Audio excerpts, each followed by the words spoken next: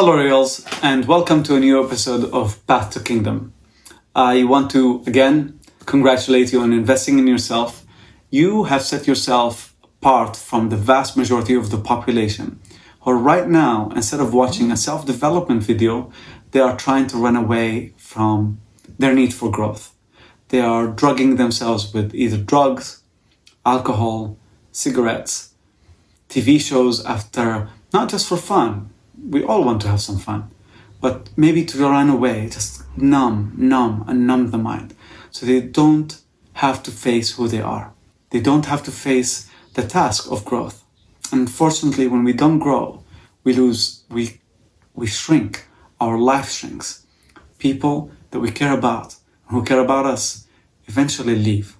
That's the price of not growing. I want to talk to you about a ritual of the mighty.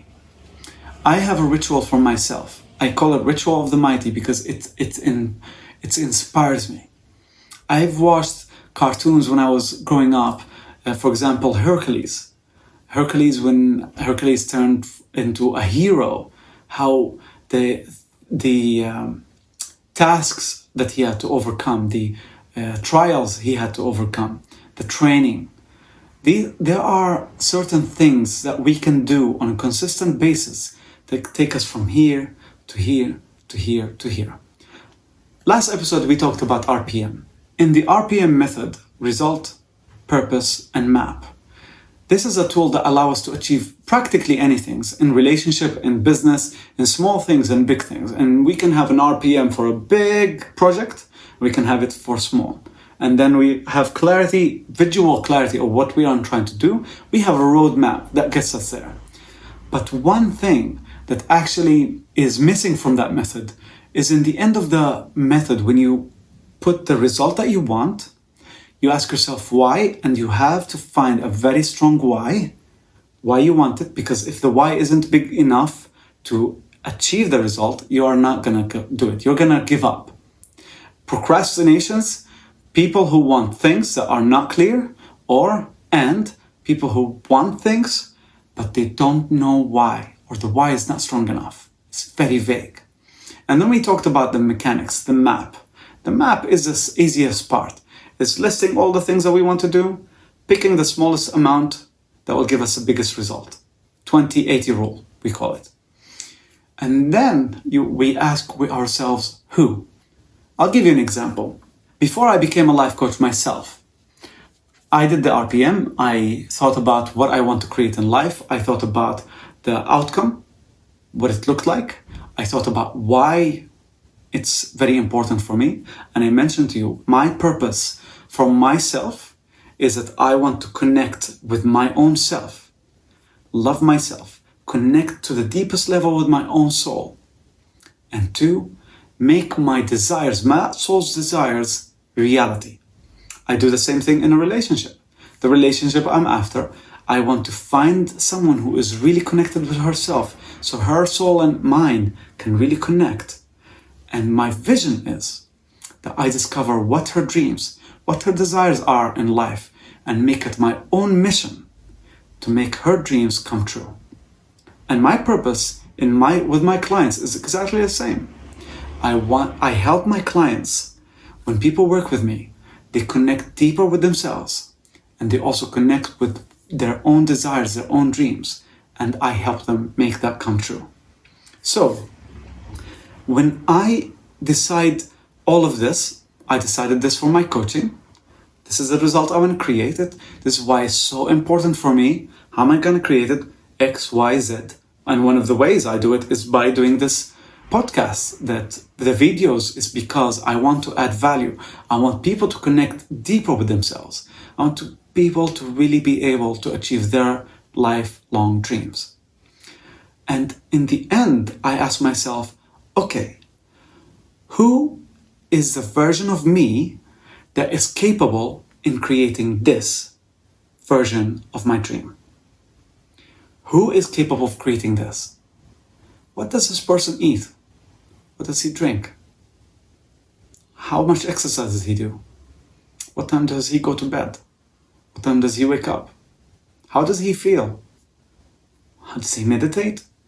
Who And the who is a very powerful question, because who allows you to understand and get a visual reality of that you are doing certain things in your life in consistent basis that are either going to take you this direction or that. Most people who are unhappy in life because they want one thing, whatever that doesn't matter, but that thing that they want is in one direction, and the actions, the lifestyle, the who is going to another direction. And our pain is when there's a mismatch between what we want and what we are getting. So the who allows us to align them together. If I am becoming a life coach, what does that mean? For example, one of the things I love fitness all the time, but actually fitness was a bit of a hard thing for me. I've done fitness most of my life, most of my adult life, on and off. It was tough. I would do it for a while, quit, do it for a while, quit. Almost always fit, but up and down. A few years ago when I decided to become a life coach, I decided this. And I asked myself who. I was like, wait a second. My clients need to see me as someone who lives a healthy lifestyle. Need to see me as someone who is healthy. And all of a sudden, the who becomes clearer. It matched with my purpose. My problem was not with overweight. My problem was being underweight. My problem was I would eat, but I wasn't use it in exercise, and I would look underweight. I would look a bit scrawny. And in my mind, whether that's true or not, doesn't matter. In my mind, I would be able to inspire my clients more when they looked and saw someone who's healthy. And all of a sudden, exercise had a new depth and a new purpose and a new meaning. When I ask who, I'm asking what are the habits that I'm going to implement in my life today that I'm going to achieve my dream tomorrow. And the beautiful thing about it, we spoke in last episode about the definition of happiness. Happiness is when we feel we have a purpose and we are moving towards that purpose. It doesn't matter if it gets achieved. Life doesn't happen when that purpose gets achieved. When that gets achieved, we're going to want something else and something else. It's our nature as humans, right? But when I ask myself, how am I going to get there and implement that in my life today? In my life today, I become a king. In my life today, I'm on my path to my kingdom. In my life today, my kingdom is present. So, what is that ritual that will enable you to get your dream? Ask yourself that. Does it really align with where you're going?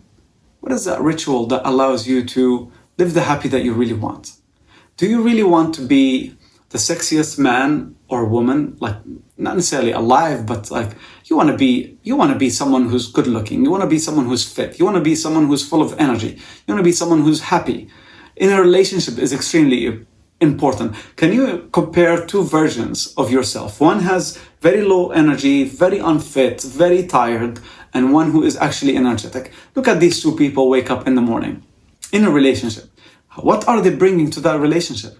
Look at what they're bringing to their friends, to their children, to their neighbors, to their home, to their own environment. The energy is different. So when most people dream about that life where there's a lot of energy and a lot of excitement and a lot of fruits and a lot of growth and a lot of adventure, but they haven't asked themselves, what are the things I need to do in order for me to get that? And one of them we find is a ritual, right? We call the collection of these practices a ritual. I'll give you an idea about my ritual. I wake up in the morning and I go straight and have a cold shower. And actually sometimes I have a cup of tea, I scroll through the news, not always, and then immediately I go and jump into the cold shower. In my cold shower, I go, and before I go, I just stand there for a second and I say, I'm doing this as an act of self-love. And I open the cold water, and the cold water is painful. And my system does not want to do it. But I'm training my system to do even those things that it does not want to do for a bigger purpose. And when the cold shower hits, when the pain hits, I train myself to smile. This is a method I learned from ARNOLD Schwarzenegger. He talked about how when he went to gym and worked out, and often he saw people who were trying to build muscle, but they looked miserable, as if it's something painful. But he was training himself to take pleasure in the pain, because that pain, that endurance, is what made him Mr. Universe. And he made him the governor of California, made him an actor, an amazing actor in many ways, and allowed him to achieve so many dreams. So I smile in the shower, I finish my shower, I go and make my super green smoothie, I do meditation, and I do my workout, not always in the morning. If I have time, I do it in the morning. If I have sessions with my clients, I do it after my sessions. But I have a ritual that allows me, I wake up maybe groggy, maybe sometimes I wake up like today, I woke up in an amazing mood. But sometimes I wake up and like, it's hard to get out of bed or to move. What I do, I don't think about it. I just go into a cold shower, and the cold shower wakes me up, and that creates a momentum for the next, and boom, boom, boom, I'm already in that state. And we talked about the importance of state that allows you to achieve what you want. I want to ask you one question. Who is able to create your dream? What version of you? You can, if you want, give him a name. In coaching, we say, give that version of you a name. One of my clients, I'm gonna borrow the name that he used for his version, is Maximus. One of the names I use for myself is Kingmaker. I work with men and women, and I turn them into kings and queens of their own lives. So that name inspires me, the Kingmaker. Whenever I feel like, I say, okay, Kingmaker, come out, let's go. And then I go. And I want to ask you, who is able to create your dream? Which version of you? What does he eat? What does she drink? What do they do? And give that person a name. And whenever you feel a bit down, you feel like your system is not responding with you, call that name. That name will inspire you. That name will empower you. That name will drive you forward. And I want to create here like a note. I want to add a note here. One of the things that when we talk about rituals, if you're like me, anything like me, you can get bored by doing the same thing over and over again. I don't do the same thing every single day over and over again. I do it for a while, and then whenever I see myself getting bored with it, I replace it with something else that gives me the same result. Remember the RPM that we talked about? We are talking about the result. The how isn't a religion. The how is a tool for us to get us the result. So I ask myself in meditation, sometimes I don't want to sit down and just like meditate. I do breath work, Wim Hof. Sometimes I do a different type of breath work. Sometimes I just lie on the floor, put my feet up so that my back gets straight, my back gets aligned, my structure gets aligned, and I just listen to an audiobook for a while. It gives me a little bit of that result, and I mix and lose. So it's actually, when we talk about ritual, if you like to always follow the same thing and it empowers you, good. If you are someone who gets bored easily like me, then maybe create a bag of tools where you can pick and choose from them. I hope that this episode had added some value to you today, or got you to think some ways where you can actually ask yourself, who is that person? What does he want? What does she do in order to get what she wants? Who are you? And who do you want to be in order to live the life of your own dreams? I wish you a good day or a good night, wherever you are. Until next episode, stay royal.